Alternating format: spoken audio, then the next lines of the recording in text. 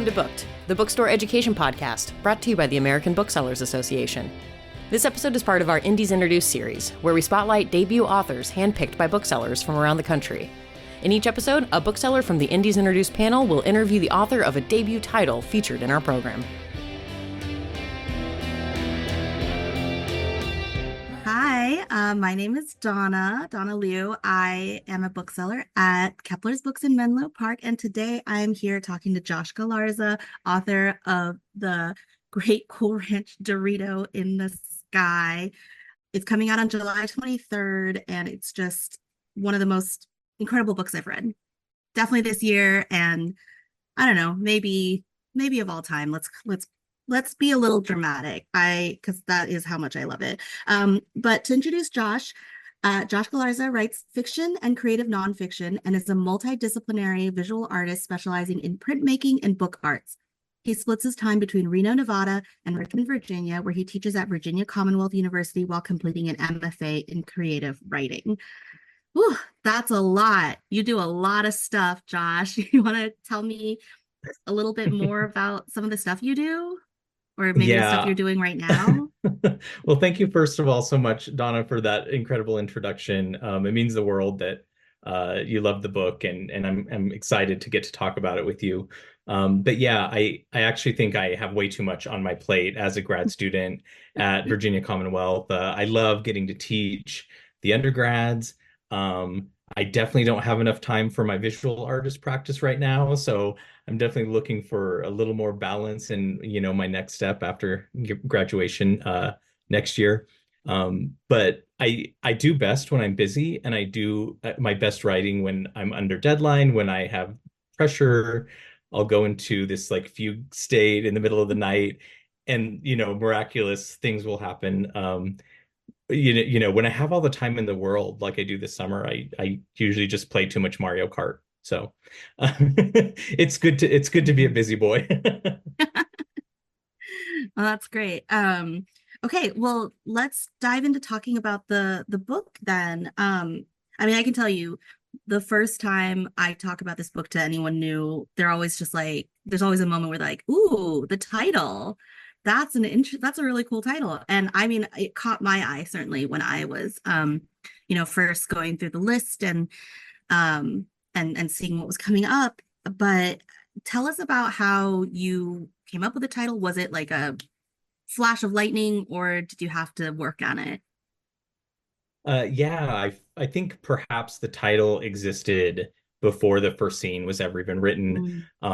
Because, for those who aren't familiar, this book is very much a book about processing and overcoming grief, or coming through grief, because I don't know if anybody really overcomes that, but, working through that.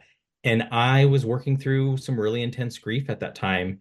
And also, maybe bizarrely, because I was in my mid-30s by then, my favorite exercise, I have a giant trampoline in the backyard, and my favorite thing is just to be out there at night under the stars, stargazing, bouncing on my trampoline, laying on my trampoline. And when when I was grieving at that time, laying on the trampoline and crying, it was a very good place to be alone. But I'd be gazing up at the stars, and I feel like my education in astronomy was rather rudimentary. So, I could pick out, the Big Dipper, of course, or, oh, there's Cassiopeia. But most of these constellations, or, I was kind of making them up. And what I now know is the Summer Triangle. I was like, oh, yeah, that's like a giant ranch Dorito. That's pretty cool. So I called it the Great Cool Ranch Dorito in the Sky.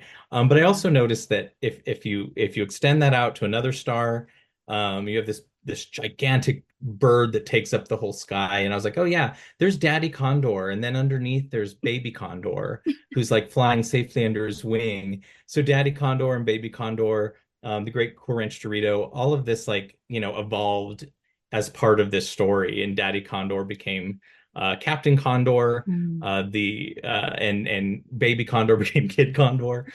And these were, important characters. These are important characters in Brett's life. Brett, the protagonist of the book, he writes his own comic book. And, so I think my obsession with the stars just became his. And that title, it was so absurd. And I thought, if I'm lucky enough to keep it all the way to publication, you can't walk past it in a bookstore and not take another glance. And I think Hmm. that's a good thing.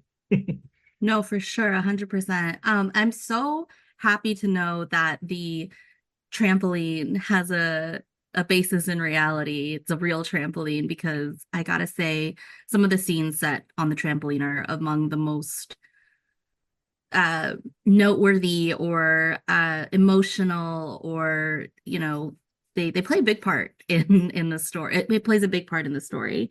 Um okay, so you know, talking a little bit more about Brett, he has a very unique style of, or unique voice, I suppose. And I feel like I get that coming across a little bit when I talk to you. How much of Brett's voice is yours? How did you develop it? Do you feel like, you really captured the essence of, teenage boy? Yeah, recently, one of my nonfiction mentors, Sonia Livingston, an incredible mentor at VCU, um, when she first saw my nonfiction, my personal essays, she was like, "This sounds exactly the way you talk." Um, and I think that that is by design. I learned really early on with my very first and beloved writing mentor. Marilee Swerzik was her name, beautiful woman that was beloved in the community. Um, she I didn't know even what a writer's voice was. That's how green I was when I started writing. I didn't know I had any talent or that I might actually achieve something with this. It was just a need to express myself. And I remember her saying to me very early on, I want to be careful with you. I want to refine what you've got. I want to refine your talent, but I don't want you to lose this, whatever this magic is in your voice, right? And I'm like, oh my gosh, this is like a really nice compliment that I don't know what you're talking about, but I'm just going to take that in and eventually I'll understand it. And I think I do now because no matter who I'm writing, if I'm writing myself, any character I write, I feel like that voice is really authentically my own, and usually for any character, I'm just sort of pushing in away from that center, that core of myself in particular directions. So Brett, he's very broy, and I'm very broy with my bros, especially my straight bros. I'm very swishy with my gay friends. I'm gay, and so it's like these are all really natural parts of me, and so I just push a little further in that broy direction for Brett. I'm writing a new character now, and he's far more serious and very academically minded and very literary. And so I'm just, pushing him in that direction, which you'd see more in my personal essays. He sounds more like a literary guy. So anyway, I think there's this basis in truth of who I am and my personality that I was lucky enough to have a mentor that was helping to shape that, but like preserve it. And now it's just really ingrained. Mm, yeah. I think I remember when I was reading at first, and it definitely took me a moment to get into Brett's headspace. But and his unique voice. But after that, I was just like, I don't know, the kid has a turn of phrase, right? Oh, thank He says some you. really interesting things. I'm Sometimes skipping I think he's forward, too clever. maybe a little too clever for his own good. Um, but one of the things I really liked was the idea of the just right words, about finding the words that, capture the essence of something. So one of his just right words is mestizo, and he learned it from Gloria E. Anzaldúa. I'm hoping I'm saying Mhm. that correctly. And so I would like to hear more about how you conjured Brett's identity, and all the different parts of it, because he's a very complicated kid with a very complicated history. Yeah, so much of who Brett is was developing. So I went back to college in my mid 30s. I had left a career in Montessori. I taught young children for about 15 years.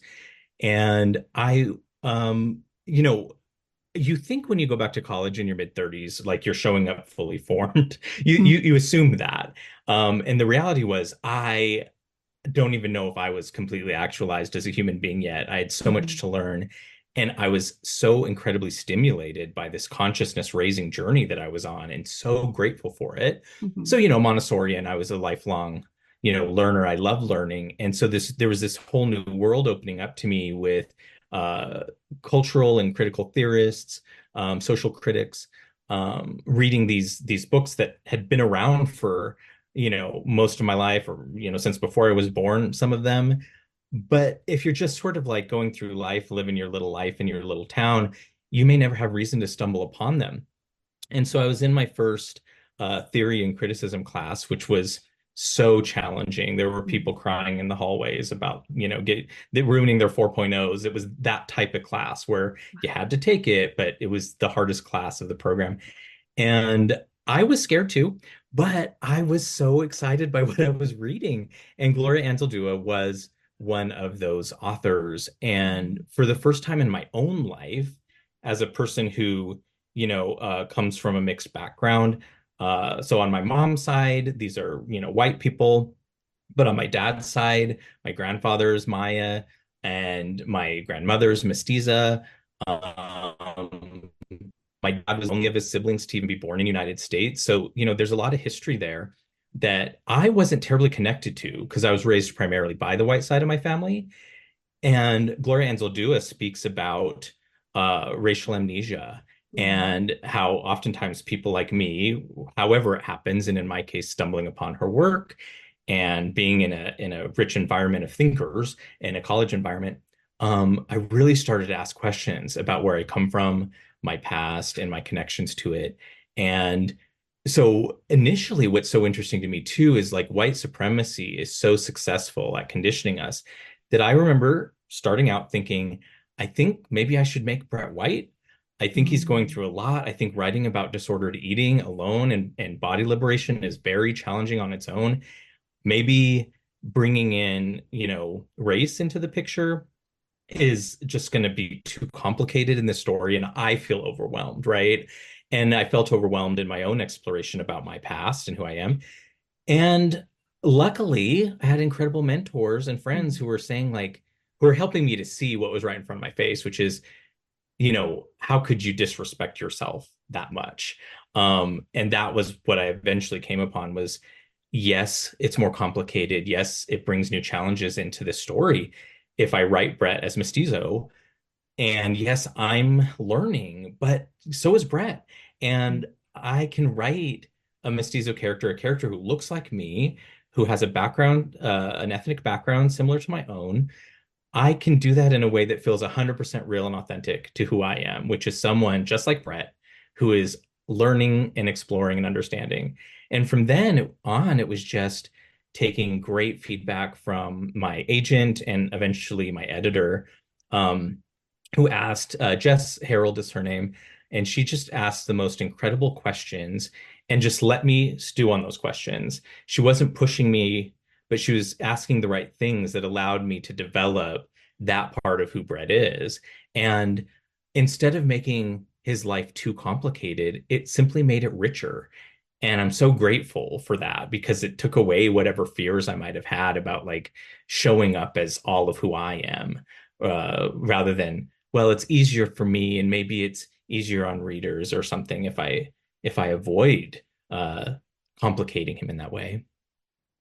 And I think that's great that, trusting the reader, trusting the audience that you're getting, because, there's, we kind of forget how when we were teenagers, how we felt, how we imagined, how we thought. And, they have the capability. So I love that you were able to find such a genuine, authentic voice and identity for Brett, because I think it's going to really resonate with readers. And I didn't give you this question, but I believe you have the capability to answer it. I wanted to talk a little bit more about the disordered eating that Brett goes through, and what was it like writing that? Do you think that it was more challenging because your main character is a boy, and a lot of the time the disordered eating narratives we get are for young women and women in general. So I'd love to talk about that. Yeah, I recognized right away that when I went into treatment myself, so I guess to contextualize this, I recognize in hindsight that I sort of began a path of disordered eating and body dysmorphia in my teens around Brett's age. And at the time, I didn't have any clue what was going on. There was a lot of media out there for young women, as you say. And there was also, because of the time in history, this is like the mid to late 90s, there was a lot of like flippant attitudes towards disordered eating. It was almost just an expectation for young women, especially, and often a joke in media, which is so disturbing in hindsight. Every once in a while, you'll watch that old movie you loved as a teen, and you're like, "Oof, that has not aged well," right? So the messaging I was getting was very much that this is an issue that affects women. So I couldn't even recognize what was happening within myself. And especially as I got into my 20s, where the behavior really became about extreme healthism. And of course, that has a name that I know now, and I absolutely did not know when I started treatment and started writing this book, orthorexia. So I was pretty severely orthorexic primarily. And the thing about that is so insidious is when it looks like you're just a healthy guy. You just love to go to the gym. You just love a workout. You just love to eat clean. You just love to be healthy. Um, all of that, you're being praised by that. And all of that also is in service of trying to like live in a body that society tells you is the right kind of body. And of course, something I know from my own experience is that men are not maybe as affected in society by you know typical standards, and certainly not the male gaze the way that femme people and women are. But that doesn't mean that there aren't certain expectations about what our bodies are supposed to be like and what good bodies are like, what moral bodies are like versus immoral bodies and bad bodies and all of that, which I had no clue until here I am, mid 30s, going into college, reading a lot of stuff that this all has its roots in, racist white supremacy, and patriarchal society. And you're looking at all these systems that were always around you and shaping who you were, but you couldn't even see them, right? And suddenly I'm seeing them everywhere I look. And I thought, how different could my life be?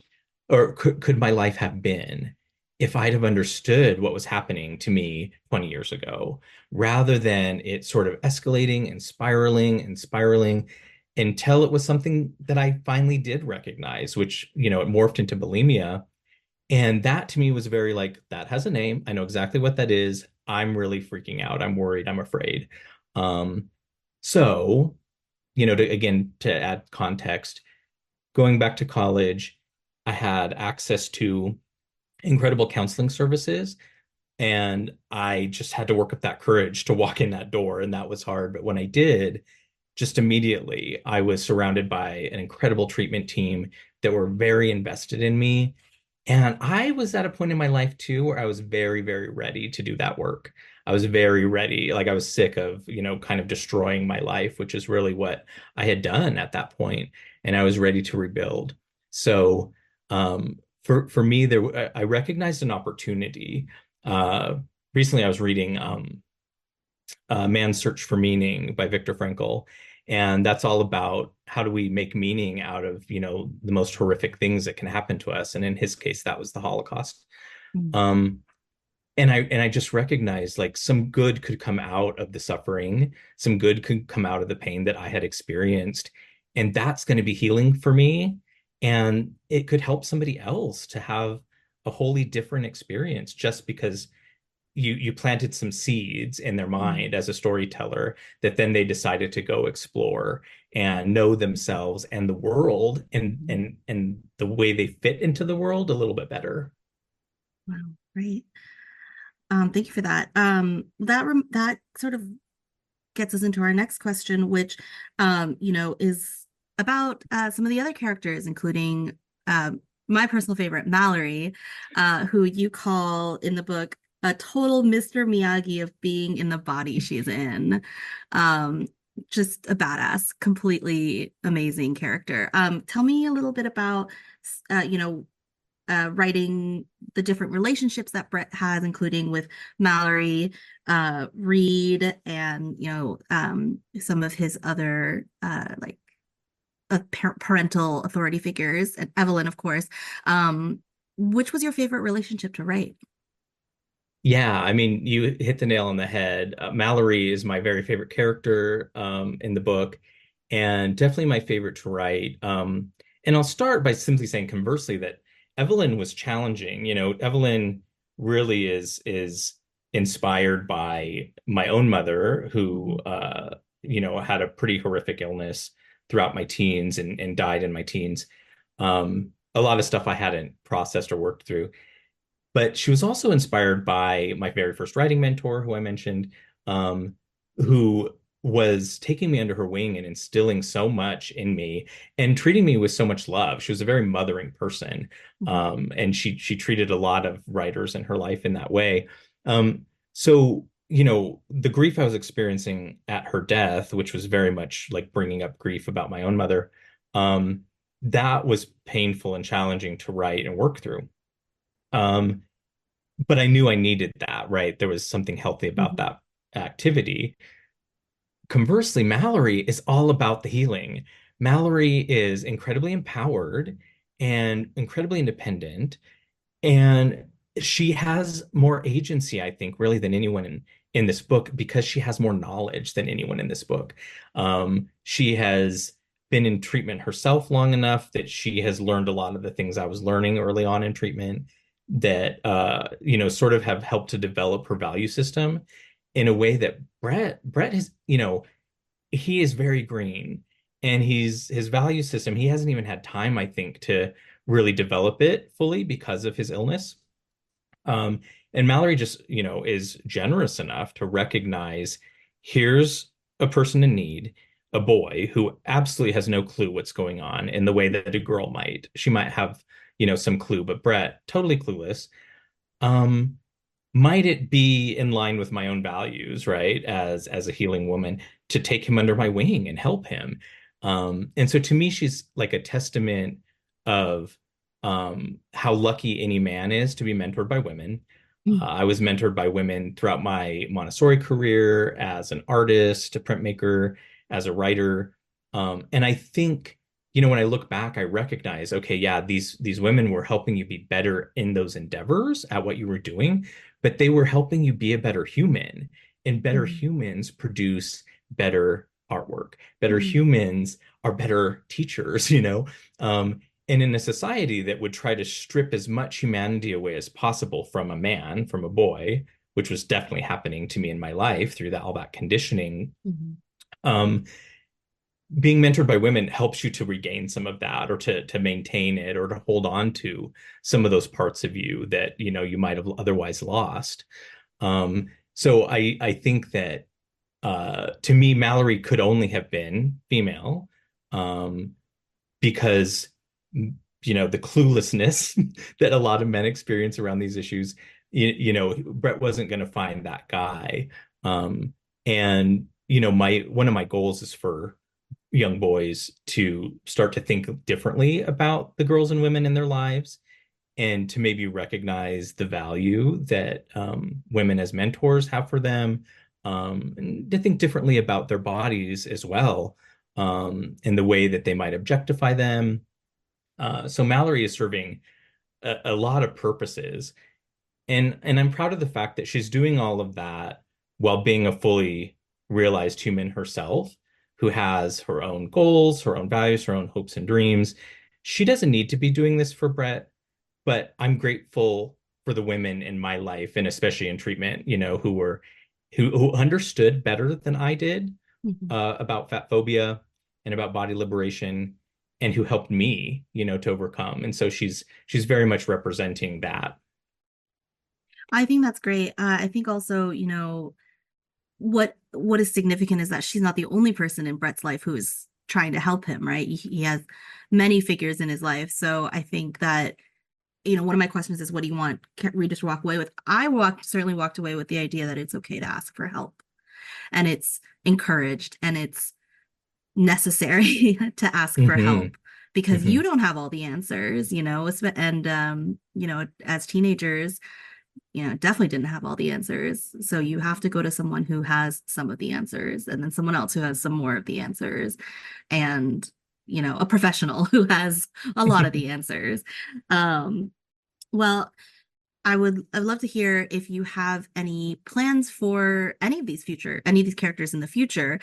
Are you going to let them live in this book and, be, or are you gonna resurrect them for another go? Yeah, well, I would never say never because Mhm, I just love these characters with all my heart. But I generally see myself as that type of writer who, in a very literary way, is like always kind of looking for the next challenge or the next mhm, story. I do see this as a really well-contained story. If I ever imagined a sequel or another book with these characters, I always imagine Robin, who sort of plays a bullying character at school, and she and mm, Brett spar a lot, but they're both really clever. And eventually, you recognize that these two are becoming allies and friends by the end of the book. And I always imagine like theirs is the enemies to lovers rom-com that I will probably never write, but that like it started to make so much sense for me because I knew from day one I was like, Brett has healing work to do. This book isn't about the boy getting the girl, mhm, even though he has his moments of, like any boy would, of moments of imagining what that would be like. I imagined that for him in the future, but that mhm, wasn't what this story was. mhm, And yet, when people ask me about his future, and when I think about it, I'm like, oh God, he and Robin, they just make so much sense to me. So I get a kick out of that. And, for anybody, once you read the book and you get to know Brett and you get to know Robin, I think you'll probably get a kick out of that too. I would read it 100%. So if you ever write it, send it my way. Okay. Um, Great. Amazing. Well, I think we answered most of my questions. Is there anything else that we didn't touch on that you would want the readers to know before reading the book, or what do you want them to walk away with? Yeah, I mean, particularly what I want people to walk away with is two things. I want people to feel both sort of empowered and validated. And the validation comes in some of the hardest aspects of this book. It is a challenging book. It's very much a literary book. It's asking you to struggle through some tough topics. And one of the things I definitely didn't want to do was a book that was so fat positive that it ignores the fact that sometimes being in bigger bodies is hard. When I was in treatment, I had to make a real decision in my head, like if I recover into a fat body, am I okay with that? And can I live with Mhm, that? And the answer was absolutely yes. But that isn't easy every day. Some days you are flat, you're on a flight and the armrest is like digging into your thigh. And like, mhm, so there's just so many aspects of being in bigger bodies that is challenging. And I wanted to validate that it's okay mhm, to feel the way you feel when you might be struggling in a very fat phobic society. mhm, Um, and I also just wanted then to say, okay, you can feel those things while also nourishing your body, respecting your body, celebrating all that your body does for you, valuing yourself and your body, no matter what that, whatever form that takes, mhm, and no matter how that changes over the years of your life. Um, and I do think that that's empowering, right? That knowledge empowered me, a person who was working really hard to be in a particular type of body for all of my life. Um, to suddenly say, actually, my body's job isn't to look X kind of way. My body's job is to create art, to write stories, to get me to the grocery store, to drive a car, like whatever, and the way I look isn't really a factor in that. And that was a profound moment of change in me. And so I just want to provide validation in that way for readers and, plant those seeds where they're questioning all the things I've been taught about my body and how it's supposed to look and why, where does that come from? And mhm. maybe I can choose to reject that. And that's really empowering. Wow. Thank you for that. And I guess my last thing is that, for the listeners who don't know, Josh and I got to meet last month in June at Children's Institute in New Orleans, which was amazing, Mhm. really hot, humid, but really fun. And you said some, really great things about your experience as a debut author there. But so I would love if you could share that with the listener. Yeah, absolutely. I think, as a creative, as a writer, you're always anxious about how your work is going to be received. And I realized with this book, I had to be kind of brave and bold, right? That like if you're going to be associated with this subject matter and you're going to be this vulnerable as a human and as a creative, are you really ready for that, right? And you think that you are, and then, it comes crunch time comes, right? And you think, well, what if the book actually isn't that great? Or like, what if people don't respond well? Or what if I'm misunderstood? And I think when you're writing challenging work, you can easily be misunderstood. So I think I'm so grateful for Indies Introduce and for the Children's Institute experience because, before even, you're starting to see many ARC readers putting up reviews, you're getting this clear validation that all of your hard work, people do see it, people do appreciate it. And to be a debut where your first big author event is on a scale like that, where you have an audience of just hundreds of people, that that was it was really overwhelming, but so validating. And so those moments where that fear still rises up, you get a bad review or whatever comes out, like you remind yourself, no piece of art is for everybody. And the people who need this book, thanks to these incredible booksellers who are working so hard to get it into the hands of readers, they're going to find it. And that was the goal all along, right? So it's really validating, but not in this egotistical way, Mhm. just more in a sense of like, I'm proud of the hard work it took to write a book like this from a place of healing for the first time, rather than writing for years from that place of festering toxicity.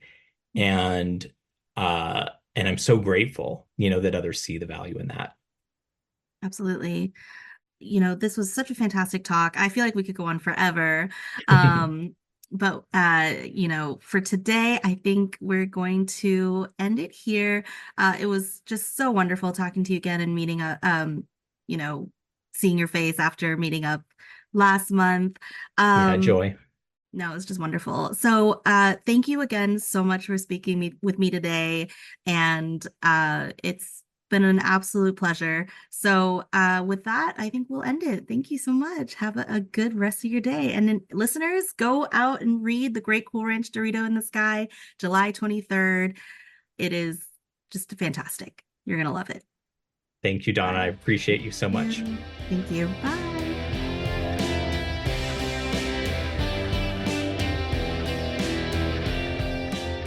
Thank you for listening to Booked, the bookstore education podcast brought to you by the American Booksellers Association. Don't forget to subscribe to the show on your favorite podcast app. Additional educational resources can always be found on the ABA website at www.bookweb.org. Happy reading!